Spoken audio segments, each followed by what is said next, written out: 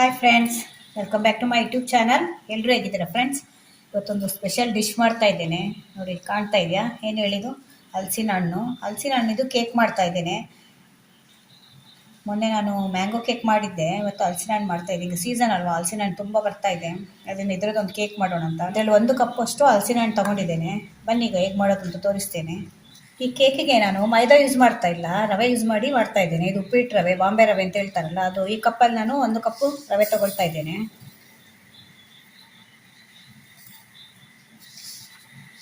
ನೋಡಿ, ಹೀಗೆ 1 ಕಪ್ಪು ರವೆ ತಗೊಂಡಿದ್ದೇನೆ. ಇದಕ್ಕೊಂದು 3/4 ಕಪ್ಪಷ್ಟು ಸಕ್ಕರೆ ಹಾಕ್ತಾ ಇದ್ದೇನೆ. ಬೇಕಿದ್ರೆ ಬೆಲ್ಲ ಕೂಡ ಹಾಕ್ಕೊಳ್ಬೋದು. ನಾನಿಲ್ಲಿ ಸಕ್ಕರೆ ಯೂಸ್ ಮಾಡ್ತಾ ಇದ್ದೇನೆ. ಇದರಲ್ಲಿ ಒಂದು 3/4 ಕಪ್ಪು ಸಕ್ಕರೆ ಹಾಕ್ತಾ ಇದ್ದೇನೆ. ಮತ್ತು ಇದಕ್ಕೊಂದು ಸ್ವಲ್ಪ ಇವಾಗ ಏಲಕ್ಕಿ, ಒಂದು 3 ರಿಂದ 4 ಏಲಕ್ಕಿ ತೊಗೊಂಡಿದ್ದೇನೆ. ಅದನ್ನು ಬಿಡಿಸಿ ಹಾಕ್ತಾ ಇದ್ದೇನೆ. ಇವಾಗ ಇದನ್ನೆಲ್ಲ ಇವಾಗ ಒಂದು ಸಲ ಮಿಕ್ಸಿಯಲ್ಲಿ ಹಾಕ್ಕೊಂಡು ಬರಬೇಕು ನಾವು. ನಾನು ಮಿಕ್ಸಿಯಲ್ಲಿ ಹಾಕ್ಕೊಂಡಿದ್ದೇನೆ.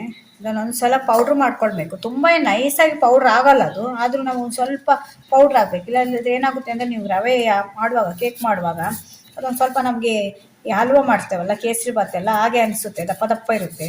ಒಂದು ಸಲ ಸ್ವಲ್ಪ ಹಾಕ್ಕೊಂಡ್ರೆ ಒಂದು ಸ್ವಲ್ಪ ಚೂರು ನೈಸ್ ಆಗುತ್ತೆ. ಇವಾಗ ಇದನ್ನು ಪೌಡ್ರ್ ಮಾಡ್ಕೊಂಡಿದ್ದೇನೆ. ಇವಾಗ ನಾನು ಇದನ್ನು ತಗೊಂಡಿದ್ದೇನಲ್ಲ 1 ಕಪ್ಪಷ್ಟು, ಇದೇ ಕಪ್ಪಲ್ಲಿ 1 ಕಪ್ ಅಳತೆ ಮಾಡಿ ತಗೊಳ್ಳಿ. ಈಗ ಅಳತೆ ಮಾಡಿ ತಗೊಂಡ್ರೆ ಕರೆಕ್ಟಾಗಿ ಗೊತ್ತಾಗುತ್ತೆ.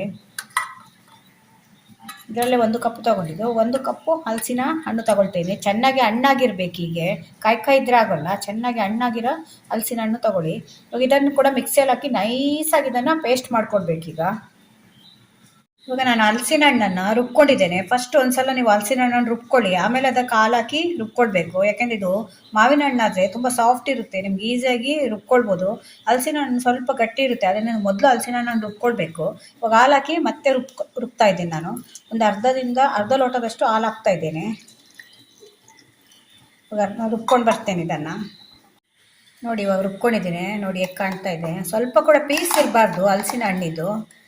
ನೋಡಿ, ಅದಕ್ಕೆ ಹೇಳಿದ್ದು ನಾನು, ಮೊದಲು ಹಲಸಿನ ಹಣ್ಣನ್ನು ರುಬ್ಕೊಳ್ಬೇಕು. ನೀವು ಆವಾಗ ಈಸಿಯಾಗಿ ಸಣ್ಣ ಆಗುತ್ತೆ. ನೀವು ಒಂದೇ ಸಲ ಹಾಲು ಎಲ್ಲ ಹಾಕಿ ರುಬ್ಬಿದ್ರೆ ಅದು ಅಷ್ಟೊಂದು ಸಣ್ಣ ಬರಲ್ಲ. ನೋಡಿ ಹೇಗೆ ಸಣ್ಣ ಬಂದಿದೆ.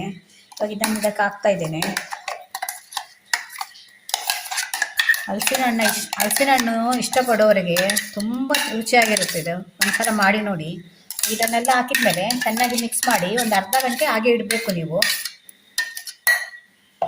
ಒಂದ್ಸಲ ಇವಾಗ ಚೆನ್ನಾಗಿ ಮಿಕ್ಸ್ ಮಾಡ್ತೇನೆ. ಮತ್ತೆ ನಿಮಗೆ ಅದು ತೆಳು ಆಯಿತು ಅಂದರೆ ಒಂದು ಸ್ವಲ್ಪ ನೀವು ಹಾಲು ಹಾಕ್ಕೊಳ್ಬೋದು. ಯಾಕೆಂದರೆ ಇದು ರವೆ ಆದ್ದರಿಂದ ಒಂದು ಸ್ವಲ್ಪ ಗಟ್ಟಿ ಆಗುತ್ತೆ. ಆಮೇಲೆ ಅದು ಮೆತ್ತಗಾಗುವಾಗ ರವೆ ಎಲ್ಲ ಎಳ್ಕೊಳ್ಳುತ್ತೆ ಅದು ಹಾಲನ್ನೆಲ್ಲ. ಇದು ರುಬ್ಕೊಳ್ಳುವಾಗ ನೀರು ಹಾಕಬೇಡಿ, ಹಾಲು ಹಾಕ್ಕೊಂಡೇ ರುಬ್ಕೊಳ್ಳಿ. ಅದು ಇದು ಚೆನ್ನಾಗಿ ಮಿಕ್ಸ್ ಮಾಡಿ ಒಂದು 15 ರಿಂದ 20 ನಿಮಿಷ ಹಾಗೆ ಮುಚ್ಚಿಡಿ. ಚೆನ್ನಾಗಿ ಮಿಕ್ಸ್ ಮಾಡಿದ್ಮೇಲೆ ಒಂದು 15 ರಿಂದ 20 ನಿಮಿಷ ಹಾಗೆ ಮುಚ್ಚಿಡಬೇಕು. ಆಮೇಲೆ ನಾವು ಇದನ್ನು ಕೇಕ್ ಮೋಲ್ಡಿಗೆ ಹಾಕಿ ಬೇಯಿಸ್ಕೊಂಡ್ರೆ ಆಯಿತು. ಇವಾಗ ಒಂದು 15 ರಿಂದ 20 ನಿಮಿಷ ಮುಚ್ಚಿಡ್ತೇನೆ, ಆಮೇಲೆ ಮತ್ತೆ ತೋರಿಸ್ತೇನೆ ನಿಮಗೆ. ಇವಾಗ ನೋಡಿ, ಒಂದು 20 ನಿಮಿಷ ಆಯಿತು, ಸೆಟ್ ಆಗಿದೆ. ನೋಡಿ, ರವೆ ಎಲ್ಲ ಮೆತ್ತಗಾಗುತ್ತೆ. ಇದು ರವೆ ಎಲ್ಲ ಎಳ್ಕೊಳ್ಳುತ್ತೆ. ಈ ಟೈಮಲ್ಲಿ ನಿಮ್ಗೆ ಇನ್ನೂ ಬೇಕಾದರೆ ಸ್ವಲ್ಪ ಹಾಲು ಮಿಕ್ಸ್ ಮಾಡ್ಕೊಳ್ಬೋದು, ಆದರೆ ಇದು ಸಾಕಾಗುತ್ತೆ. ನೋಡಿ, ಹೀಗೆ ಬರುವಾಗ ಬೀಳಬೇಕು ಹೀಗೆ ಜಾರಿ. ಇವಾಗ ಇದಕ್ಕೆ ಸ್ವಲ್ಪ ನಾನು ತುಪ್ಪ ಹಾಕ್ತಾಯಿದ್ದೇನೆ. ಒಂದು 3 ರಿಂದ 4 ಸ್ಪೂನಷ್ಟು ತುಪ್ಪ ಹಾಕ್ತಾಯಿದ್ದೇನೆ. ತುಪ್ಪ ಇಲ್ಲದಿದ್ದರೆ ಎಣ್ಣೆ ಕೂಡ ಹಾಕ್ಕೊಳ್ಬೋದು, ತುಪ್ಪನೇ ಹಾಕ್ಬೇಕು ಅಂತೇನಿಲ್ಲ. ಸ್ವಲ್ಪ ಹಾಕಿದ್ಮೇಲೆ ಚೆನ್ನಾಗಿ ಮಿಕ್ಸ್ ಮಾಡಿ. ಇದಕ್ಕೆ 1 ಸ್ಪೂನಷ್ಟು ನಾನು ಬೇಕಿಂಗ್ ಪೌಡ್ರ್ ಹಾಕ್ತಾಯಿದ್ದೇನೆ. ಬೇಕಿಂಗ್ ಸೋಡಾ ಅಲ್ಲ, 1 ಸ್ಪೂನಷ್ಟು ಬೇಕಿಂಗ್ ಪೌಡರ್ ಹಾಕ್ತಾಯಿದ್ದೇನೆ. ಮತ್ತು ಸ್ವಲ್ಪ ಡ್ರೈ ಫ್ರೂಟ್ಸ್, ಇದು ಗೋಡಂಬಿ ಮತ್ತು ಬಾದಾಮಿ ಕಟ್ ಮಾಡಿ ಇಟ್ಕೊಂಡಿದ್ದೇನೆ, ಅದನ್ನು ಕೂಡ ಹಾಕ್ತಾಯಿದ್ದೇನೆ. ಅದನ್ನು ಹಾಕಿದ್ಮೇಲೆ ಒಂದು ಸಲ ಚೆನ್ನಾಗಿ ಮಿಕ್ಸ್ ಮಾಡಿ.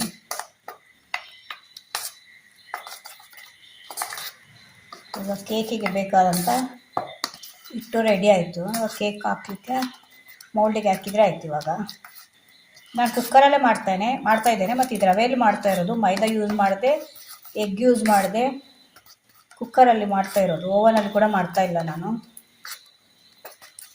ಇವಾಗ ಒಂದು ಸಲ ಎಲ್ಲ ಕಲಿಸ್ಕೊಂಡ್ಮೇಲೆ ಇವಾಗ ಪಾತ್ರೆಗೆ ಹಾಕೋಣ ಇದನ್ನು. ನಾನಿವಾಗ ಈ ಪಾತ್ರೆಯಲ್ಲೇ ಇಡ್ತಾ ಇದ್ದೇನೆ. ನನ್ನ ಹತ್ರ ಅದು ಕೇಕ್ ಇಡುವಂಥ ಮೌಲ್ಡ್ ಪಾತ್ರೆ ಇಲ್ಲ, ಓವನಲ್ಲೆಲ್ಲ ಇಡ್ತಾರಲ್ಲ ಅದು. ಮತ್ತು ಇದಕ್ಕೆ ಒಳಗೆ ನಾನು ತುಪ್ಪ ಹಚ್ಚಿದ್ದೇನೆ ಫುಲ್ಲು ಒಳಗಡೆಯಿಂದ, ಅದು ಅಂಟ್ಕೊಳ್ಬಾರ್ದು ಅಂತ. ಮತ್ತು ಬಟರ್ ಪೇಪರ್ ಇದ್ದರೆ ಅದನ್ನು ಹಾಕ್ಕೊಳ್ಬೋದು. ನೋಡಿ, ಈಗ ಹಾಕುವಾಗ ಈಗ ಬೀಳಬೇಕು, ಜಾರ್ಕೊಂಡು ಬೀಳಬೇಕು, ಅಷ್ಟು ಕನ್ಸಿಸ್ಟೆನ್ಸಿ ಇರಬೇಕು ನಮಗೆ. ಇದು ಒಂದ್ಸಲ ಟ್ರೈ ಮಾಡಿ ನೋಡಿ, ತುಂಬ ಚೆನ್ನಾಗಿರುತ್ತೆ. ನೀವು ಹಲಸಿನ ಹಣ್ಣಿದ್ದು ಅದು ಗಟ್ಟಿ ಎಲ್ಲ ಮಾಡ್ತಾರಲ್ಲ ಅದನ್ನು ತಿಂದಿರ್ತೀರಿ, ಮತ್ತು ದೋಸೆ ತಿಂದಿರ್ತೀರಿ. ಇದು ಒಂಥರ ಟೈಪ್ ಚೆನ್ನಾಗಿರುತ್ತೆ ಇದು ಕೇಕು ಹಲಸಿನ ಹಣ್ಣಿದ್ದು.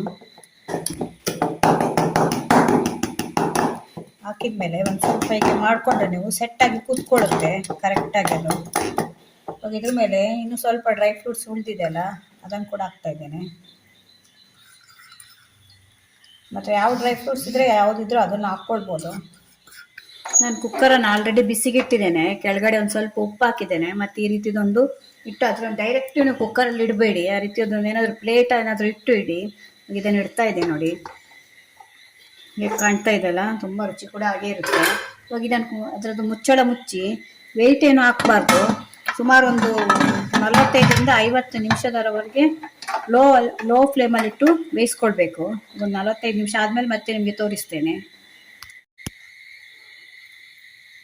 ನೋಡಿ ಫ್ರೆಂಡ್ಸ್. ಈಗ 45 ನಿಮಿಷ ಆಯಿತು, 45-50 ನಿಮಿಷನೇ ಆಗಿದೆ.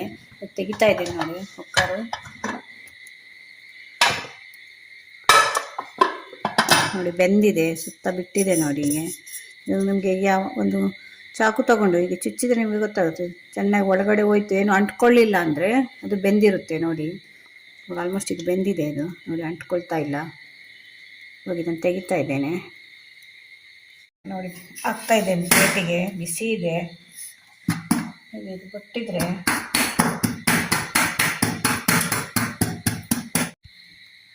ನೋಡಿ ಫ್ರೆಂಡ್ಸ್ ಹೇಗೆ ಬಂದಿದೆ ಕೇಕು ಅಂತ. ಎಷ್ಟು ಚೆಂದ ಮಾಡಿ ಬಂದಿದೆ ನೋಡಿ, ಎಷ್ಟು ಸಾಫ್ಟ್ ಇದೆ ನೋಡಿ. ಅದು ಈಗ ಬಿಸಿ ಇದೆ, ಈಗ ಕಟ್ ಮಾಡಬಾರ್ದು ಬಿಸಿ ಇರುವಾಗ. ಸುಮಾರು ಒಂದು ಅರ್ಧ ಗಂಟೆ ನೀವು ಹಾಗೆ ಇಟ್ಟರೆ ಆಮೇಲೆ ಕಟ್ ಮಾಡ್ಕೊಳ್ಬೋದು. ಅಷ್ಟು ಪರಿಮಳ ಬರ್ತಾ ಇದೆ ಅಂದರೆ ಅಷ್ಟು ಚೆನ್ನಾಗಿದೆ, ಚೆನ್ನಾಗಿ ಬಂದಿದೆ. ಒಂದ್ಸಲ ನೀವು ಕೂಡ ಮನೆಯಲ್ಲಿ ಟ್ರೈ ಮಾಡಿ ನೋಡಿ. ಇವಾಗ ಹಾಗೆ ಇಡ್ತೇನೆ ಒಂದು ಅರ್ಧ ಗಂಟೆ.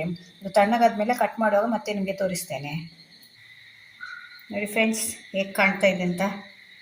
ಎಷ್ಟು ಚೆನ್ನಾಗಿದೆ ಅಲ್ಲ, ಎಷ್ಟು ಸಾಫ್ಟ್ ಬಂದಿದೆ ನೋಡಿ. ಕಟ್ ಮಾಡ್ತಾ ಇದ್ದೇನೆ, ಆರಿದೆ, ಇದು ತಣ್ಣಗಾಗಿದೆ. ತಣ್ಣಗಾದ್ಮೇಲೆ ಕಟ್ ಮಾಡಬೇಕು ನೀವು. ಚಾಕುಗೆ ಸ್ವಲ್ಪ ಆಯಿಲ್ ಅಥವಾ ತುಪ್ಪ ಏನಾದರೂ ಹಚ್ಕೊಂಡು ಕಟ್ ಮಾಡಿದ್ರೆ ನಿಮ್ಗೆ ಈಸಿಯಾಗಿ ಬರುತ್ತೆ ಇದು.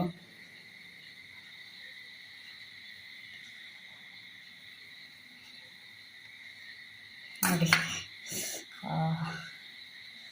ಅಷ್ಟು ಸಾಫ್ಟ್ ಆಗಿದೆ, ಕಟ್ ಮಾಡುವಾಗನೇ ಕಟ್ ಆಗುತ್ತೆ ಅದು, ಅಷ್ಟು ಸಾಫ್ಟ್ ಬಂದಿದೆ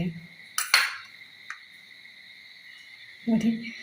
ಒಬ್ಬ ಈಗ ಬಂದಿದೆ ಅಲ್ವಾ, ಎಷ್ಟು ಸಾಫ್ಟ್ ಬಂದಿದೆ ನೋಡಿ, ತುಂಬ ಚೆನ್ನಾಗಿರುತ್ತೆ. ಒಂದ್ಸಲ ಟ್ರೈ ಮಾಡಿ. ನೀವು ಹಲಸಿನ ಹಣ್ಣಲ್ಲಿ ಏನೇನೋ ಮಾಡಿ ತಿಂದಿರ್ತೀರಲ್ವ, ಈ ಕೇಕ್ ಒಂದ್ಸಲ ಮಾಡಿ ನೋಡಿ, ತುಂಬ ಚೆನ್ನಾಗಿರುತ್ತೆ ಇದು. ರುಚಿ ಕೂಡ ಇರುತ್ತೆ. ಮಕ್ಕಳಿಗೆ ಮಾಡಿಕೊಡಿ. ಮಕ್ಕಳಿಗೆಲ್ಲ ತುಂಬ ಕಡಿಮೆ ಇದೆ ಹಲಸಿನ ಹಣ್ಣಿನ ಕೇಕೆಲ್ಲ ಮಾಡೋದು, ಈಗ ತುಂಬ ಕಡಿಮೆ ಆಗಿದೆ. ಮಕ್ಕಳು ಹಲಸಿನ ಹಣ್ಣು ತಿನ್ನೋದೇ ಕಡಿಮೆ ಆಗಿದೆ. ಈಗ ಮನೆಯಲ್ಲೆಲ್ಲ ಯಾರು ಮನೇಲಿ ಹಲಸಿನ ಹಣ್ಣು ಬೆಳೀತಾರಲ್ವ, ಅಂಗಡಿಯಿಂದ ತಂದು ಯಾರು ಹಲಸಿನ ಹಣ್ಣನ್ನು ಇವಾಗೆಲ್ಲ ತಿಂತಾನೆ ಇಲ್ಲ.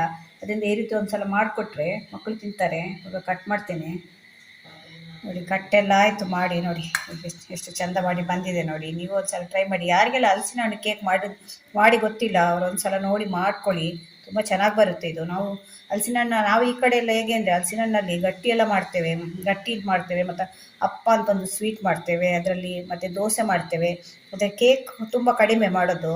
ನಾನು ಇವತ್ತು ಮಾಡಿದ್ದೇನೆ ನೋಡಿ, ತುಂಬ ಚೆನ್ನಾಗಿ ಬಂದಿದೆ, ತುಂಬ ಟೇಸ್ಟ್ ಇರುತ್ತೆ, ತುಂಬ ರುಚಿ ಕೂಡ ಇರುತ್ತೆ. ಹಾಗೆ ಎಷ್ಟು ಸಾಫ್ಟ್ ಬಂದಿದೆ ನೋಡಿ. ನಿಮಗೆ ಎಷ್ಟು ಸಾಫ್ಟ್ ಬರುತ್ತೆ. ಅದನ್ನು ಒಂದ್ಸಲ ಟ್ರೈ ಮಾಡಿ ನೋಡಿ.